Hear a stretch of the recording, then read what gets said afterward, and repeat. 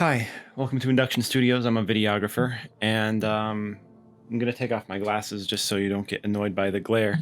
I listened to William Belinsky's Disintegration loops. It was recommended to me after the incredible journey of the caretakers everywhere at the end of time, which, by the way, was not expecting that video to get so much traction. I'm really glad that I was able to bring some people in and showcase this really fantastic piece of artwork that James Leland Kirby made. But in a similar vein of experimental music comes the Disintegration loops by William Belinsky. Now, the Disintegration loops, if I read up correctly, are old loops that Belinsky had that he was trying to record from tape. And he noticed when he came back after starting to rip them off of the tapes, the music was degrading because the actual tape going around the spindles does deteriorate over time. It dies. He created this very unique music from this ever deteriorating loop of several very beautiful somber pieces of music and added some very spatial reverb, and you get something that really stirs up some interesting emotion in music lovers, similar to Everywhere at the End of Time. Now, I listened to them all.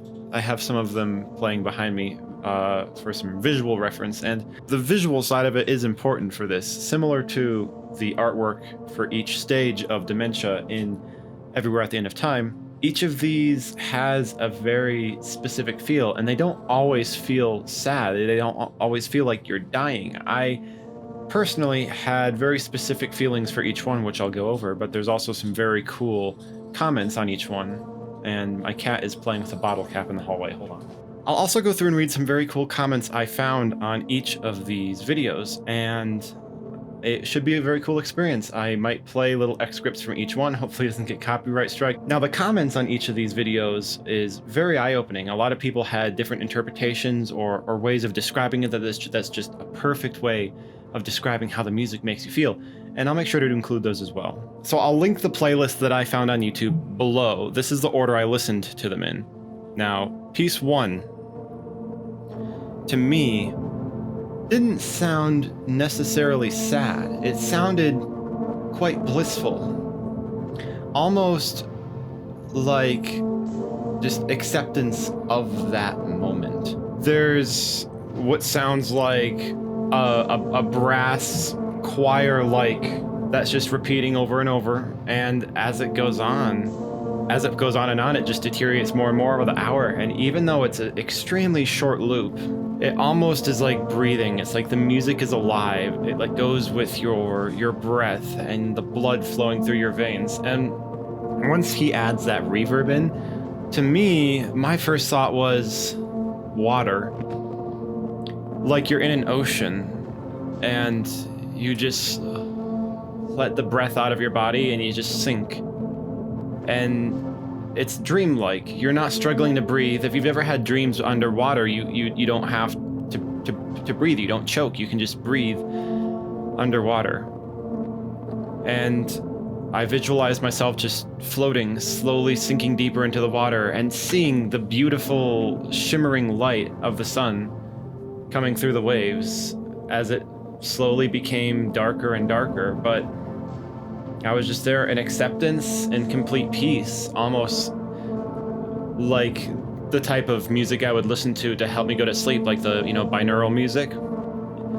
It's a very peaceful piece of music, in my opinion. It doesn't seem very sad, but you hear it start to deteriorate, and you realize that, everything does end, even this piece of music. And when you start to think about it hard, maybe overthink it, realizing that, yes, death does come to us all. But I actually started listening to this piece around the same time I became obsessed with Shade's Trampoline. In that song, she talks about accepting death and knowing that it's gonna come and it's a beautiful thing and that life is a beautiful thing, and it's all part of life. Death is a part of life.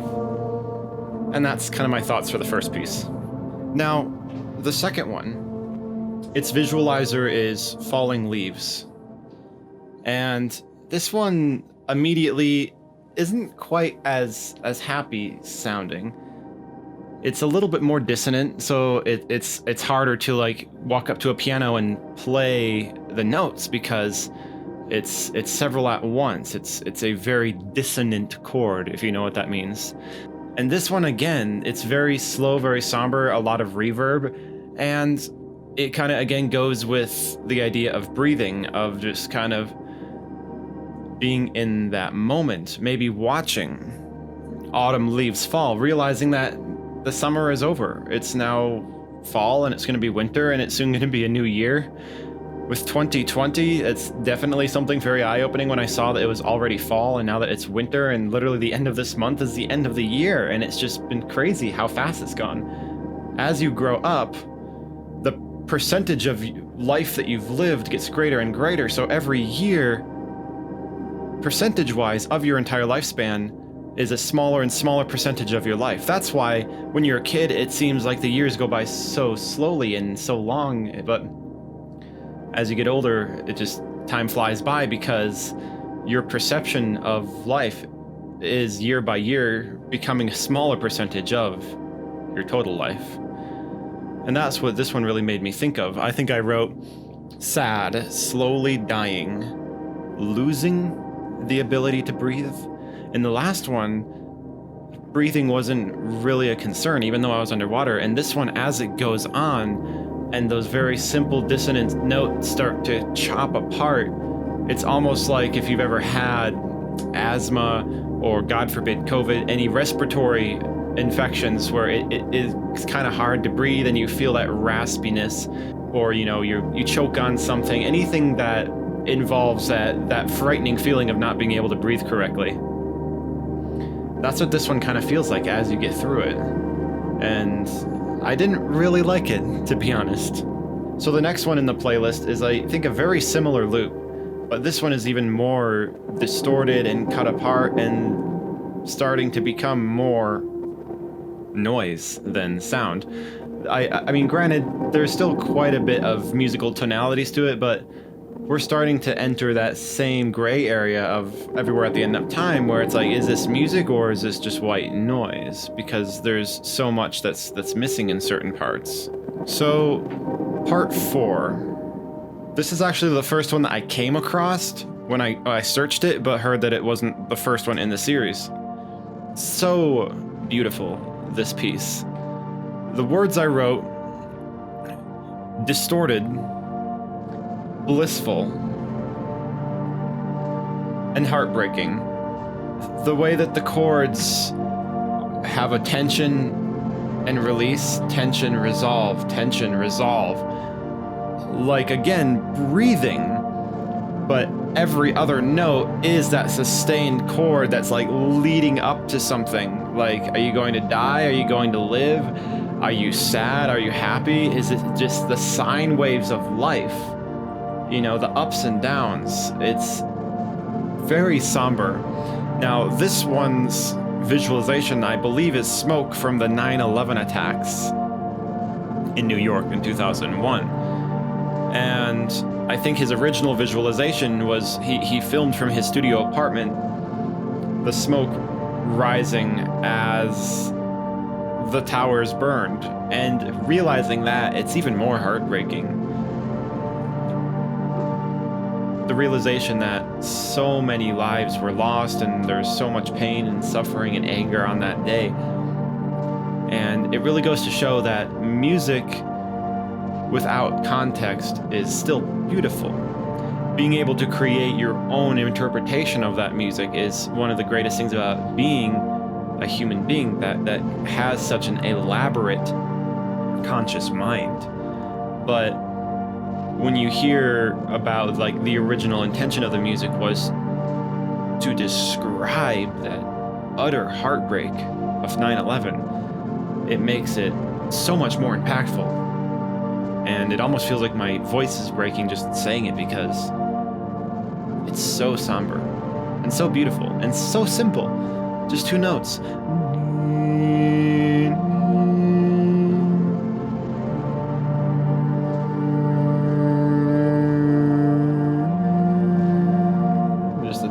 resolve, tension and release.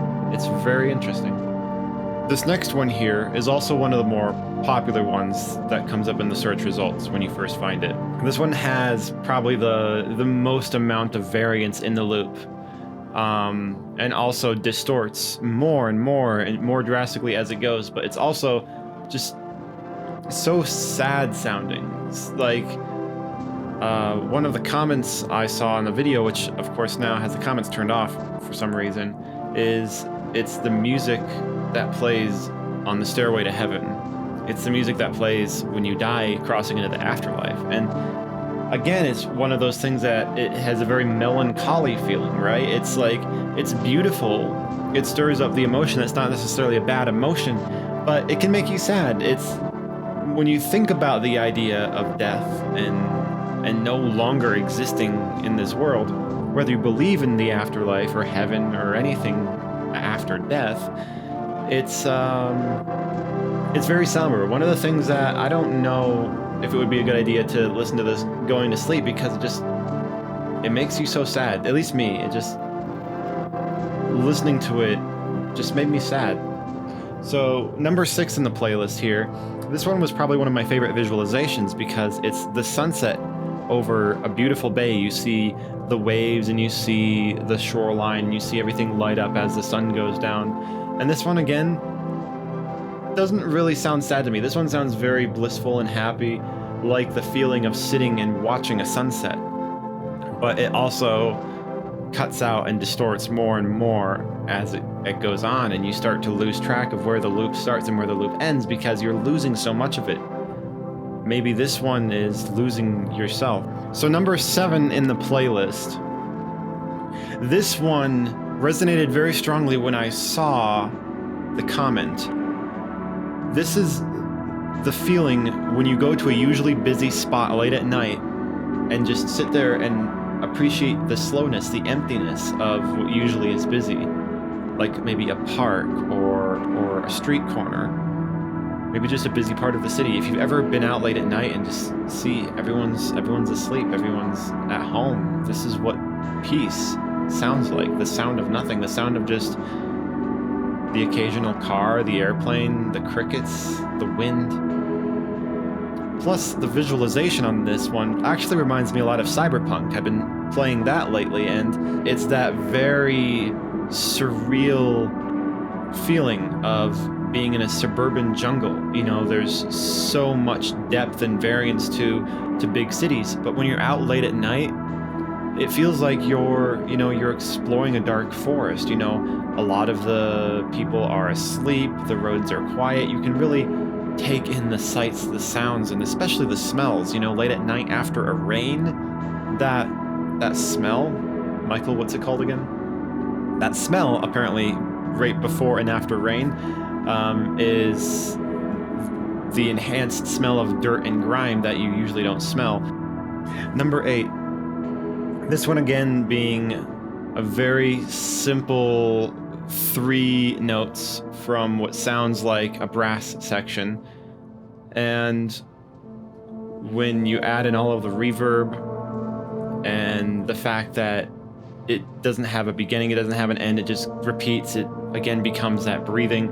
That's something that piece to piece, because the loops are so short, I always just think of the idea of breath, of life, of just that moment. You don't have to think too hard about the past, you don't have to think about the future, because the music loop represents the moment we're in, the here and now. And that's really what this one made me think about. Again, just I appreciate where I am right now, sitting with a roof above my head, with heat, with internet, with all this equipment that I can use to express my feelings and my ideas, and really collaborate with this awesome community that we're building here on this YouTube channel. So I want to take this piece to thank everyone who watches my content and enjoys it. And if you're here for the first time, doing a lot of really interesting stuff here with music and with technology, gaming, production, and Induction Studios. So make sure to hit that subscribe button if you enjoy the content. Now let's move on to the last piece. Now this one's visualization is very interesting. It's like a photo negative high contrast of just some water, a close-up of water moving. And I believe it's the same loop as the previous one. It's almost like it's a slowed down sample or something. There's an emphasis on the dissonant note, ends up sounding dissonant, ends up sounding out of place, and maybe it's some lucidity to an idea or a thought. Maybe, again, the fear of death, the stress of finances, or just something kind of taking over your consciousness and maybe stressing you out, losing that calm grasp on reality of just being able to live in the here and now and only control what you can control and try to be as positive as you can. It's just a little bit of anxiety mixed into the very simple music. And this one also, as it completes, it's also one of the shorter pieces at only 12 minutes. This one doesn't just cut up into little pieces as the flakes from the magnetic material on the tapes fall off, but it's almost like the tape player is running low on battery, so it's starting to play it at like slightly slower pace, so you hear the tones go flatter and sharper as maybe the tape player itself is dying. And again, it all just kind of stems from that idea that everything, even music that was recorded onto a tape, does die. And again, as human beings, our ability to just remember things and live in the moment is one of the greatest gifts that we have. And looking back at the caretakers everywhere at the end of time, it really has to do with memory and nostalgia, like memories from your past and your whole life, everything that came before now. But listening to Belinsky's piece here,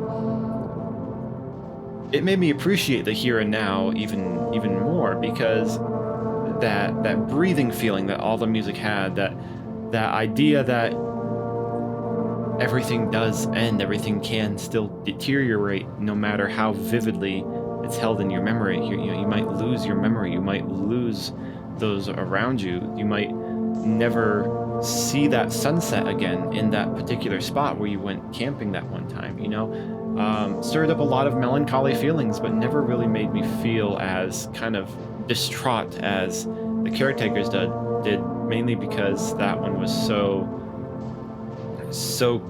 crafted in a way to make you be self-conscious about your memory and not even being able to remember the first piece of music in that series. Where this one, there's so many different little loops and pieces, and they repeat so much that it's easy to just be walking down the street and be like,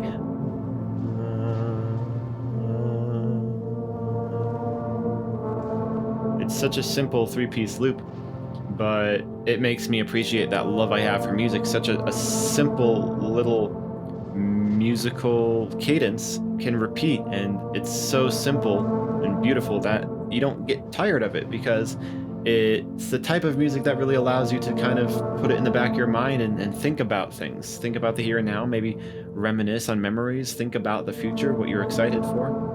Let me know what your thoughts are if you've listened to the Disintegration loops. If not, it's not nearly as long as Everywhere at the End of Time, and I'd say it's not as hard to listen to. There's not, 4 straight hours of pure static that you have to sit through. It's a very interesting piece, and if you did want to get like a quick take on it, you can listen to the first 5 and last 5 minutes of every piece. That's kind of a good way to kind of see the progression of how the tapes deteriorate. But William Belinsky, don't know if you'll ever come across this video. If so, thank you for creating this. It's a very unique piece of art. As always, I love witnessing artwork like this. So if you have anything that you want me to listen to, react to, whether it's music or not, please let me know in the comment section below. I'm always looking for new ideas. And as always, I genuinely hope that you have a great day, a great night, a great life, and stay safe. I can't remember who I am.